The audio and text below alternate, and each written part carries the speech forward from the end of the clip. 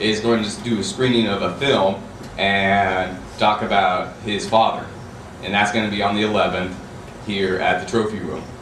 And with that said, let's start with Mickey Huff. Thanks, Brian. Thanks to Students for Democratic Society. I have the pleasure of faculty advising the group. They've been really active, very proactive on campus, and it's really great to see so many students getting involved in things on campus. Definitely would like to thank my department and division for all the support they've given me, certainly recently, and I'm just going to briefly introduce myself and the topic for today's discussion. And to my right, I'm going to introduce our other speaker who came down from Sonoma County today, who is co-editor of Censored 2010, which is the book that we're going to be talking about today. And as I said earlier, there's books and things available over there for anybody that's interested. As Brian said, my name is Mickey Huff. I'm Associate Professor of History here at Diablo Valley College. Among other courses I teach, the main courses that I focus on are critical thinking courses, where I focus a lot on the construction of history for media literacy. I was former Associate Director of Project Censored and was interim director when Peter was on sabbatical, and co-editor of this year's book.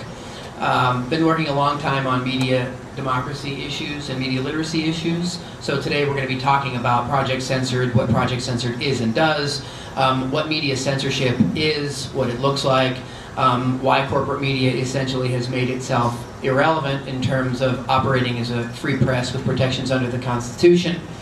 And we're going to go ahead and trade off. Peter Phillips, who's sitting to my right, is Professor of Sociology at Sonoma State University. This is Peter's 13th book with Project Censored. It's his last book. The project has been handed over to Dr. Ben Freimer in the Hutchins School of Liberal Studies at Sonoma State University.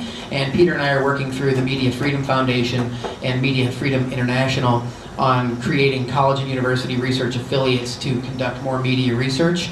And we're going to talk more about our websites. You'll see that we have a whole host of things up here on the website for you to check out, including Media Freedom International website, our blog, the Media Censored, etc. So I'm going to talk to you for a little while about some of the introductory issues, and then Peter is going to talk about some of this year's stories and some other issues that we're working on, including a recurring theme in the last couple years that's really permeated our research on something called a truth emergency. So just putting those things out there for you to be thinking about while we go through this.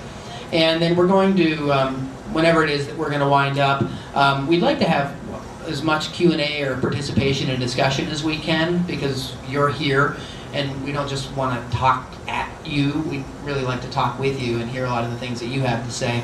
That's why there's a microphone over here. So anybody that wants to do questions and so on, what you can do is you can line up and come over and ask questions later on as we come along. So that said, Project Censored, before I talk to you about what Project Censored actually is, it's been around since 1976, what I wanted to talk to you about briefly is what exactly do we mean by censorship? And when we say Project Censored, what do we mean media censorship? What does it take for stories to be censored? Because when you talk about censorship, one thing that really comes to mind for people early is that censorship, that means that it's something that is blacked out. It's something that nobody will see. And we have this image then of the state or a government apparatus coming down and snatching the story, and it's just something that you'll never find out about. Well, of course, that is one definition of censorship. Obviously, is the story that you never see.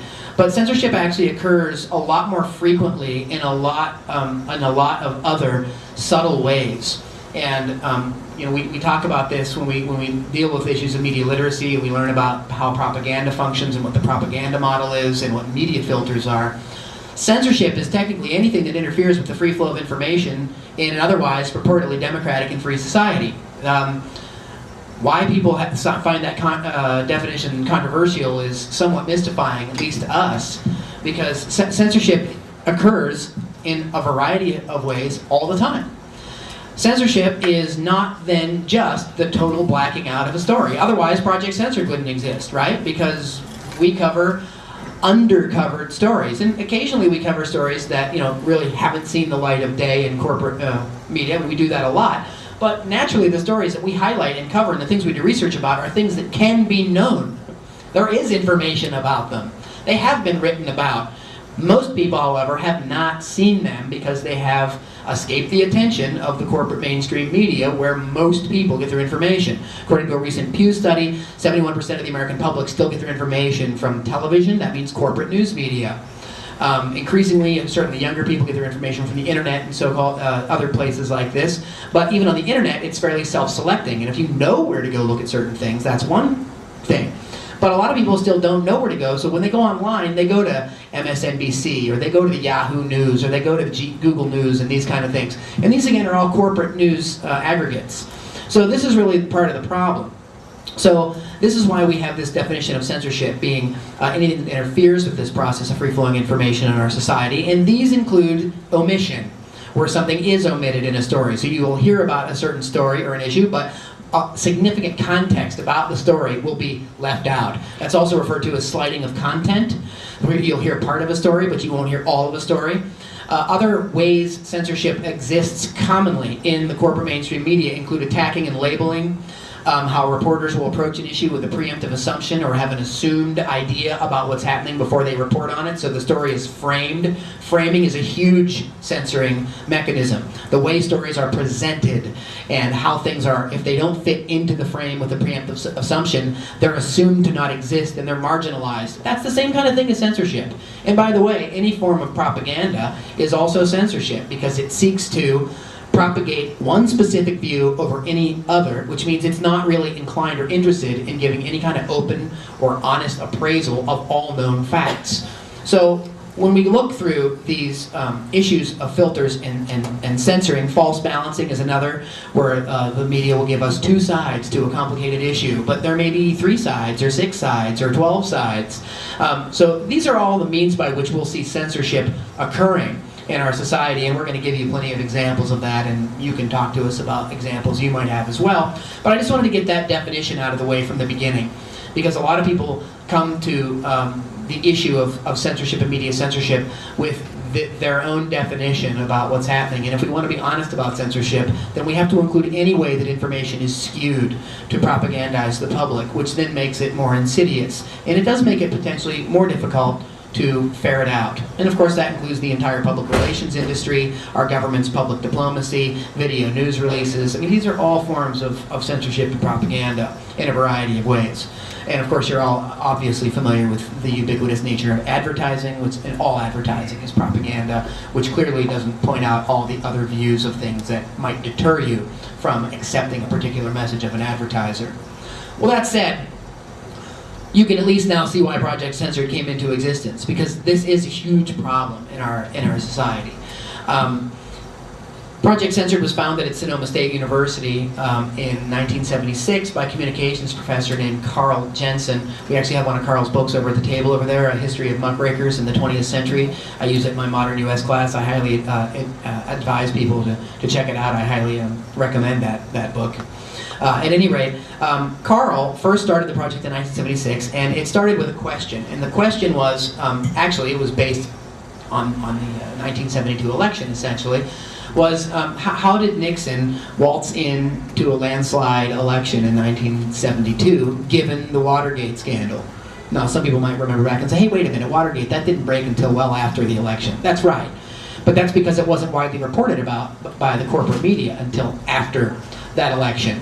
So Carl went back and started looking at, well, how was this missed, or what happened to that story? Where did it go, and why did it go somewhere?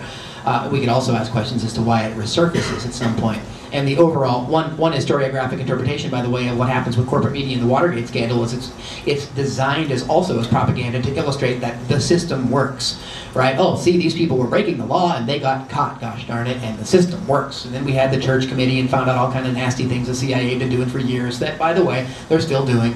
But you know, once the gate opens and the sunlight comes in, soon after it closes again. And by the time we get into the Reagan years, we're really back to a pretty closed ship, pretty tight ship controlling information. And we can talk about that later on if you want to, as well.